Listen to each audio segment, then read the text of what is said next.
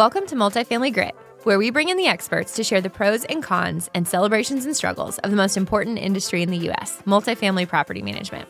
Today, we are chatting with Tracey Crowe, immediate past chair of the board for the Nashville Apartment Association, about the importance of happiness in your personal and professional lives.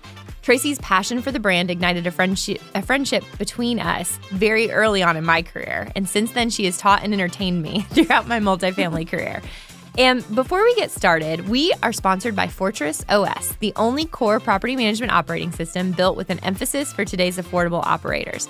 Ready for your applicants, leasing agents, and compliance team to love the software they work in and the job they do every day? If you like what you hear today, please like and subscribe. Tracey, thank you so much for being here. It's been way too long. And before we dig in, I'd love for you to take a second to just share how you got your start in the industry.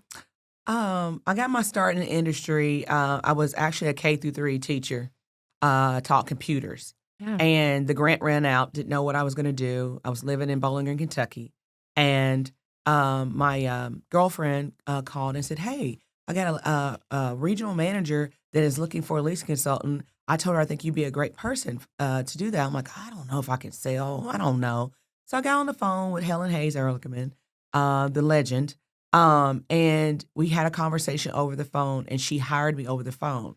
So I didn't know what I was going to do with my next career plan, but you know what? It's the best ride of my life. Yeah. You know, I went from leasing consultant all the way up to regional property manager. So, you know, I have a love, drive, and passion and energy for it. And let's go. Yeah. Do you remember the first time we met? Yes, I do. Oh. I do. Oh, the first tell time me we about met it. was at the time Verse on Bell. Yep. You and Jenny McLean came in. Yes. And y'all came in like the bosses that you are for real. And I was like thanking God that I had a face that I knew, which was Jenny McLean. Yeah. And from that moment, and I will say this, it was very organic between me and you. I Yeah, felt instantly that I could just say, you know, what it was I was feeling. And I'm like, this is weird. I probably shouldn't say this. You know, I'm probably not going to get a job. But no, it was the best experience because you all came in, you were kind, you were automatically giving, and just wanted to know what I needed. And that was refreshing because most people don't say that.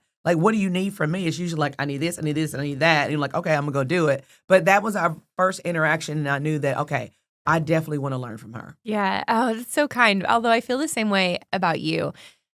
What I remember is that you were so open and honest, and I would even say vulnerable about what was and wasn't going well at the site, right? And I feel like so many times instead on site, I would walk in and I would hear all the good things that were happening, and no one really wanted to own up to what they were struggling with. So then you couldn't help, right? Which made my life a lot harder, my job a lot harder if I couldn't actually help. But I remember coming in and you were just so open and honest and vulnerable about what was and wasn't going well so that we could just dig in and get to work together, which I absolutely loved. Thank you. Yeah, which is why I've always loved working with you. And you also do it with a touch of humor. So that's been helpful Hey, you too. have to laugh. You know, you have to have fun while you're doing it because it could really get you in a space. Yes. And I don't want to be in that space. Yes, agreed. I love that. You have to love what you're doing. And I think one of the things that has always stood out to me, and I'd love to talk to you about, is your passion for the Apartment Association. So tell us a little bit about how you got started in the Apartment Association and that journey for you. I got started when I worked for AIMCO, and we went to like a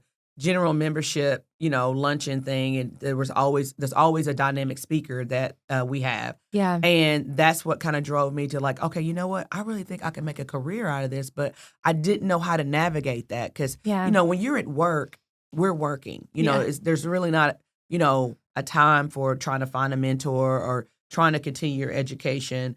And that's what the Apartment Association was allowing me to do. Like, I didn't think I was the best assistant manager in terms of collections because I'm a feeler and I'm a person like, oh, can we just wait another 2 days? They say they're going to get it. So I needed structure and I needed to be around people that were going to help me get there. And that's why I fell in love with it because these people are taking time out of their personal lives to mentor and to lead me in the direction where they're going. And I'm like, I want to be that person. I want to be that voice for the voiceless. I want to be able to help in the community and give back. And it just was twofold. It definitely, you know, like I tell people, the Greater Nashville Apartment Association to me is like a university. Yeah. You can get the advocacy, you can get the education, you can get the community engagement, and you can honestly take your career wherever you want it to go. Yeah. You know, you can go all the way from a leasing consultant to an asset manager, you know, to CEO, you know, and being in good company of those people just made me come alive. Yeah. Yeah. Oh, I love that so much. So what led to you actually moving into a leadership role? Sometimes I'm gonna be honest with you. I try to be like that introvert and try to be that follower, but people kept pushing me no, you're a natural. Just, you know, and I'm gonna be honest with you. Most people think because of my personality that it's easy for me to get in front of people and talk. It wasn't at that time. Really? That pushed me to be more of a public speaker, and I didn't know that the words coming out of my mouth had an impact. Yeah. And so being around those people, they're like, no, we're going to put you over here. We're going to put you over here. And I just went because I'm like, okay, this is actually making me a better person. Yeah. This is actually stretching me to grow and think outside the box and honestly look at the bigger picture instead of the day-to-day like I was doing. You know, I was like 22, you know, starting in the business. And it just came alive for me. And now I just have embodied that. I just want to make sure that, you know, we get the right talent, the right people trained and onboarded. And I want to see people have the same story like I'm having now. Yeah. You know, and I've been put in places and given opportunities that most people would never have had that. And you gave me that. You did. And for that, I embodied that. I wanted to represent that. And I wanted to make you proud along with everybody else along the way. Okay. And now I'm a natural with it. I'm like, okay, what do you need me to do? Yep. If I get a phone call, you want to be on the phone podcast? Sure. What time? Let's go. Yes, I love it. I love it. And speaking of that, something that you and I have chatted a lot about and that I think is really important for both of us is having that level of joy and happiness in your life so that you can say yes and so that you can take on that next challenge. Tell me a little bit about how you think about that, like the importance of happiness, whether that's personally or professionally, and what that means to your success. Personally, it starts with me. Yeah. If I am not 100% Tracey Crowe, how can I expect anybody to benefit, lead, guide if I'm not happy? Yeah. And most recently, which is so great in my mind, you know how you have people say, oh, you should go to therapy. Oh, you should go to this little group. And, you know, and I listen to podcasts now that help me find and maintain my happy. Oh, really? Yeah, they're all out there. I promise you. Just Google it. It'll come right up. Love it. Do you have any you'd recommend? Oh, my God, no. I'm all over the place with it because, well, I do, but not in this moment. But it's only 5 minutes. Yeah. So this morning, you know, to be honest with you, how I find my happy, I have the app. It's a Bible app that gives me a scripture. It only takes like 3 minutes to read it, meditate. And then I also, you know, while I'm showering and get my makeup on this morning, I just hit whatever comes up. Yeah. And that helps me find my happy. Yeah. So even if it's folding clothes, I know people don't want to do that. I'm a nerd. Or even if it's like organizing your sock drawer, people don't like to do that. I know I'm weird. But the point is, I have to take time for myself. Yes. And I hadn't been. And, you know, I just got caught up in the minutia of everything. And I'm like, okay, let me take a step back. So now I'm recognizing, okay, you're lower energy today. And usually I'm always high energy. And I want to be that way. Like I tell people, I want to look how I feel. So even if I feel like today, if I exude this, I got to come out of whatever I'm in. Yes. And then just being around good people that I know that feed off my energy makes me happy. Yeah. And that's why I like being around people. Yeah. You know, because I'm like, okay, this person's a little low today. How can I get them up? And it's usually with a joke or, you know, or I do something, trip in the room and it's funny, you know, or something odd to happen. It's just with me. And it just makes it go around. And I believe in laughing at work, especially when you got the biggest budget to do and you're like, okay, he wants us at 1.2 and I don't know how we're going to get that. Yeah. I don't know. But we're going to figure it out together. And that's truly how I do it. And honestly, staying and being around my family makes me happy. Yeah. Like I'm off today because I haven't been home in a week. Yeah. You know, I feel it. So when I feel it, I'm like, okay, I called my mom before I got here. Yeah. And I was like, hey, what you doing? And she's like, oh, I'm sitting here writing a letter to her grandson. He's agreeing to go through his bar mitzvah. So she's writing him a letter. So she's like, when you get done with that podcast, I need you to read me your letter. So it's just that brings me joy. Yeah. And that's just it, you know. And then when I feel it, I either take a trip, I either go on some type of little meditation thing so I can bring it back. Yeah. Oh, I love that so much. Okay, there's so many things to that I want to talk about with that. First, you started talking about your prayer app and then meditation and then how you get ready in the morning. And I am a huge believer in having routines, morning routines and nighttime routines. Yes, and I think they can bring you so much calm and stability in less anxiety. Yes. In other words, really chaotic world. So I am almost manic about the fact that every morning I have to have like this certain cocoa drink that I have. Certain drinks that I have first thing in the morning. I also meditate, which is something you and I have never spoken about. But I meditate for 20 minutes every morning, and I have my certain drinks, and I have my routine. And if I am not able to do that routine, I feel like it throws my whole day. Yes, my whole day totally off. But when I do it, it brings me this like calm and center, which is just so incredible. But I am a huge fan of it. There are a couple of books out there about it. There's a morning book. There's a 5 a.m. club. There's the Magic Morning. Like there's these really cool books about it that talk about how important it is to have that morning routine and how it can really fuel your life, essentially.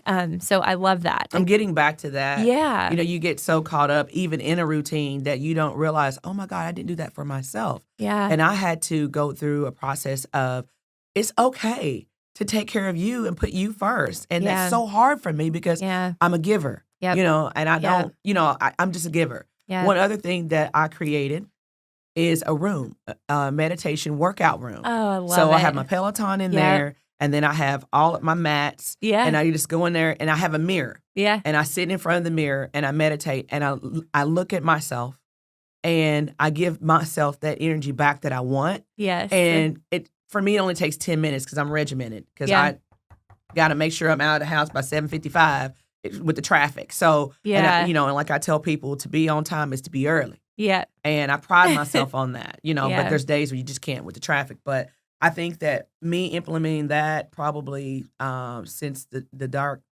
times, COVID, has really helped me find who I am. Yep. And that's what's really important is when you talk to people, find out who they are. Yeah. And then you can just ride off of that. Yeah. Yeah. Oh, I love that so much. We, as a society, I think, do not teach mental health awareness early on enough in life. And you said something, I don't even remember. Oh, you were talking about like the affirmations, like essentially like sitting in front of a mirror and like looking at yourself and creating positivity inside of yourself. So for the parents out there, for any of you who have children who have the Tony boxes, right? Have you heard those little where you put the little figures on top and they sing and stuff like that? So Snoop Dogg has a Tony that you can put on top of this Tony box. Seen that. And he does positive affirmations for the kids. So he's like, he sings something. He's like, I control my emotions. And then it like lets the kid like say it back. It's so much fun. So now my 3-year-old is running around the house singing positive affirmations. I love that. I know. That's what you have to instill early. I know. And it's so funny, but I think about it now and I'm like, I wish so badly I had found that in my life before 35. I didn't find meditation and affirmations and visualization until I was like 35. And I think back and I'm like, now I want to like give that to my children so much, that exact same thing. I have these books sitting around that all the things that you just mentioned, and I didn't have time to get to it. So now I'm so glad about the Audible. Yeah, I can just like do a chapter here, chapter there, and still get fed. Yeah. And that's the major thing is you have to feed your spirit. Yes. That's it. Yeah. I couldn't agree more. When you said like you have to take care of yourself, but it's hard because you're a giver. I am a giver too. I really am. I have in fact, my greatest strengths, like strengths finder, but yet also I think one of my greatest weaknesses is the sense of responsibility that I have.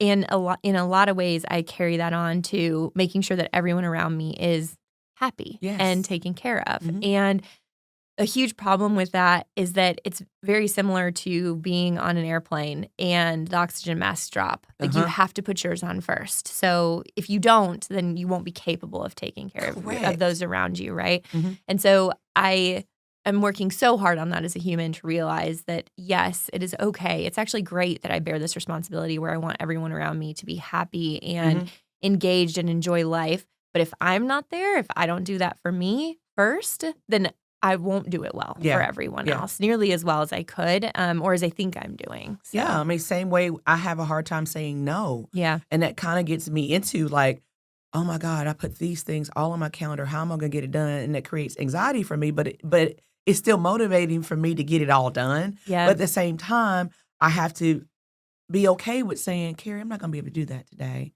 And not feel bad about it, because then I'll go back after I said no.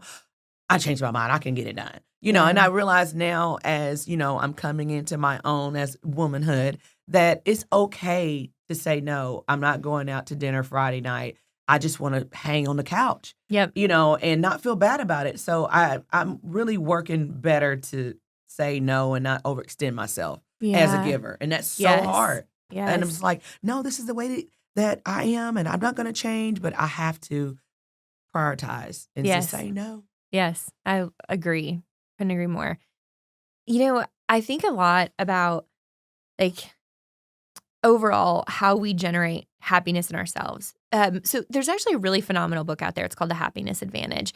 And it's actually full of data. It's actually a book full of data and statistics and an analysis of happiness and happiness traits and how people become happy.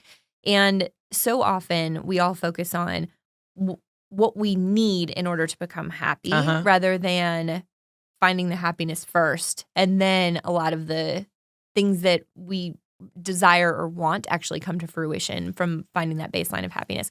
And one of the most interesting studies inside of it that I read was actually related to Harvard students. So it talks about how all the students who actually come to Harvard were all in the top 4% of their classes, right? And then all of a sudden they show up at Harvard and 50% of them are in the bottom half. Ooh. And it's like, well, what happened? Yeah, right? They all went from being top 4% to now half of them are in the bottom 50% because you're now ranked with just an incredible group of overperformers, right? And one of the studies showed that the students who ended up performing the best once they were at Harvard and kind of adjusted to that life were those that found ways to be happy early on versus those that didn't and instead like secluded themselves and just tried to like grit through it, like work really hard through it, and instead became like isolated and frustrated and unhappy, which led to them not being successful at school, right? Versus those who engaged with those around them and found and created happiness. And those were the ones that really became successful. And so it's so interesting to me how important that happiness is, and yet how much control we actually have over it internally that we don't, and yet we think like, well, if I get an A, I'll be happy. And the answer is no. Like you have to find your happiness first, and then it's so much easier to get an A, right? Yeah, yeah. And I think that applies to your personal and your professional life. It does. So professionally, I think finding that happiness allows you to create the success that you really want and that you're looking for versus thinking to yourself, if I can only get that next job or that next promotion or that next position or that next raise, then I'll be happy. I really think it's the inverse. It is. It truly is. And for me, personal and professional, for happiness, it's all one. Yeah, agreed. For me. Agreed. And, I can't be productive at work if I don't have my happy and have my higher energy. Vice versa, personally. Yep. Okay, so what? The job, it'll be there tomorrow. Wasn't a good day. But for me, the minute I mentally clock out, which that's hard too, I have to go back into my personal and be like, okay, let me figure out what's going to bring me back tomorrow. Yes. And that's consciously what I do every day. Yeah. I do. And that has really made me happier that I'm more focused on that now. And I feel like I'm a better employee. Yeah. And it was like, okay, how did you get all this done? Because I'm happy. Yeah. I'm happy to do it. Yes. I'm happy to get it checked off my list because there's a list every day. And it makes me feel great. And I feel happy when I purposely make a list. I have a list for today, what I need to do. Yeah. And I've already checked off 2 things. And that gives me life. Yes. Okay. Like, good. I feel like a productive person. Yes. And that's totally it. My niece called me this morning. I have her working 2 jobs, guys. She's got to understand the work ethic. And she's working at TJ Maxx and she's working at Big Lots. And she called me this morning. She's like, TT, I just deposited $125 in the account. I said, I know. I already saw it. I said, this really makes me happy. And then that transfers that energy and then she becomes happy. Like, you got to give people positive energy if you want positive energy to come back. That's another thing. And you know what? Sometimes you don't get that. I don't expect that. But when I do, it's another elevation for me. You know, it just works. And just to have my 17-year-old call and say, I've made this money, and like I told her, I said, look, you might as well have 2 jobs. We don't have a camp. You're going into your senior year. You might as well work to get your car and to pay your insurance. And she's like, what's insurance? So, you got to teach them and raise them up right. Yeah. And like I told her, I said, hey, what color do you have on today? My favorite color, your color, red. Aww. And so that transfers positive energy without even saying it. She's like, I get the best compliments when I wear this color. Wear it all day, every day. Yes. Yes. Oh, I love it. When you were first starting to talk about her and the happiness and work and your professional life and your personal life, and the fact that your level of happiness really needs to be involved in both of them, right? They both start with your level of happiness. So I was actually signing up yesterday for a new software that I found online. And we needed to make a graphic design. And I was like, I'm going to find something else to use to create this, to draft it. Because a lot of times I feel like when I'm working with my marketing team, I need to actually sketch it out really quickly, but I have no creative skill whatsoever. So shouldn't be allowed to sketch anything. So it's like, let me go somewhere. Let me find some software that just gives me some inspiration that I can just kind of find some things and cut and paste and clip it. Anyway, this is what I do. And so I found something. And then when I went to log in to create an account with the software, there was a section to put an email in. And right underneath it said, work email, please. Keep your work and life separate. And I was like, well, hold on. Keep my work and life separate? I don't know how to do that. What does that even mean? That's, in my opinion, that sounds so, it just sounds so incredulous to me. Yes, ma'am. Yes, I spend the majority of my life working.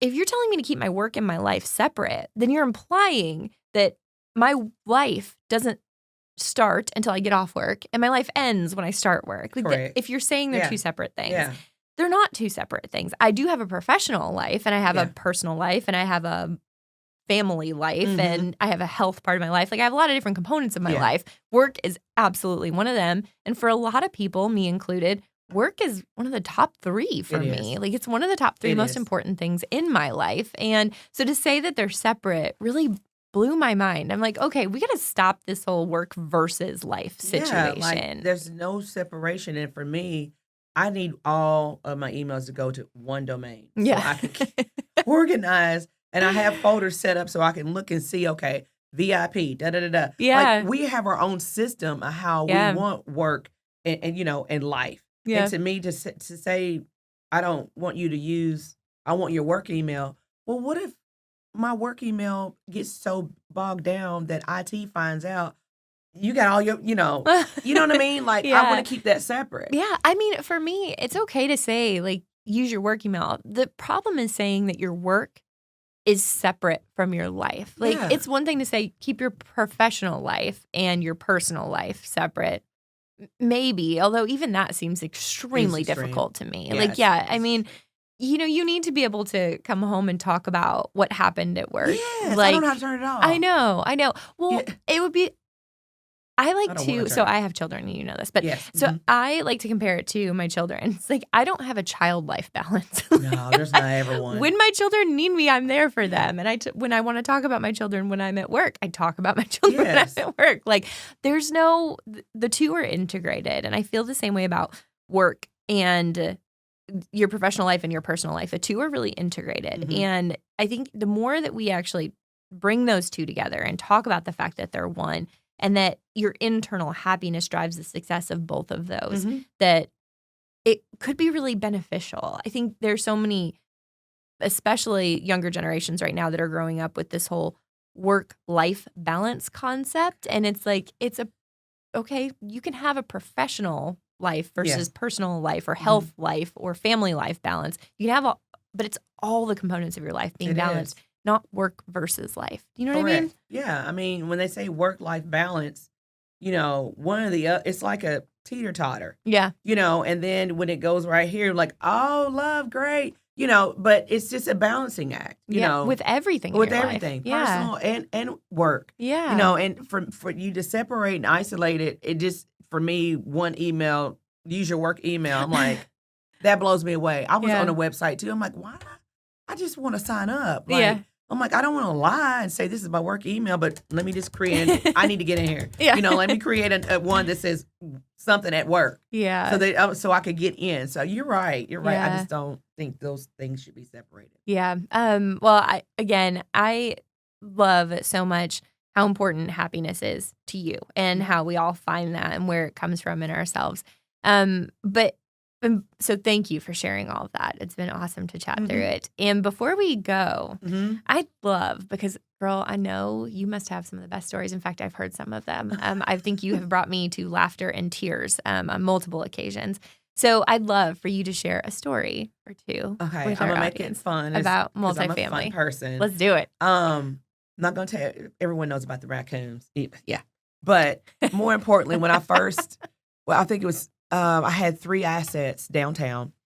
They were historic West End, built in 1920. So we had a boiler system. So one particular night, I lived on site at the other properties.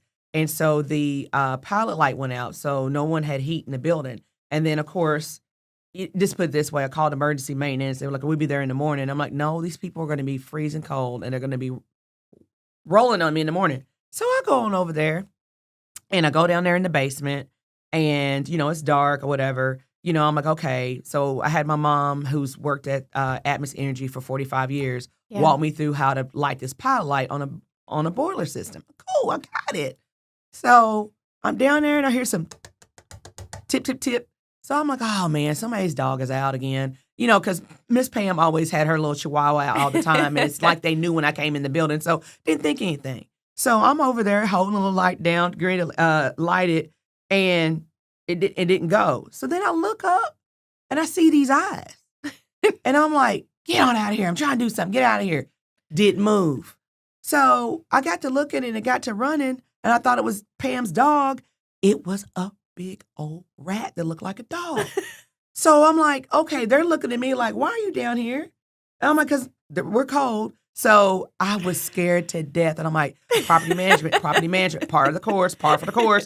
So I get the thing lit. And let me tell you, I kid you not. It's like being the rat, told everybody else, we got some live meat down here. So all I heard was some more. Girl, was 3 of them chasing me. I got out of there and I called the pest control services. Y'all got to get here tonight. I said, if anybody gets hurt, wandering down here that shouldn't be down here, I said, from a risk management perspective, we're going to get sued. So next day, and I was so upset about it. I was traumatized. I didn't sleep because I'm like, oh my God, I'm in charge of these buildings. How did I not know this? Gets better. We go back the next day. They're like, oh, no, ma'am, you stay back here. You stay back. I'm like, no, I want to know where they are. I said, I want to study them. I need to. So I stayed up that night and studied rats, guys. And they are alive. They really are a different type of human being. Okay. So we get rid of them. Okay. So no, we put the traps out. Okay. These rats are smart. They were able to get in that trap, get that food, and get out and not get caught. So we literally triaged it, got them gone in less than a week, but it was expensive, but it was so worth it. And the thing is, like they said, well, a lot of times you don't know you have them. And it's a 1920s building. Yeah, So, of and there's so course. many corridors and things that people never go in. Like these weren't open to the residents. But the thing is, I made it my mission. And it was great because I literally was chased by rats. And I got up out of there. And I'm going to tell you right now, they had a little miles per hour on them.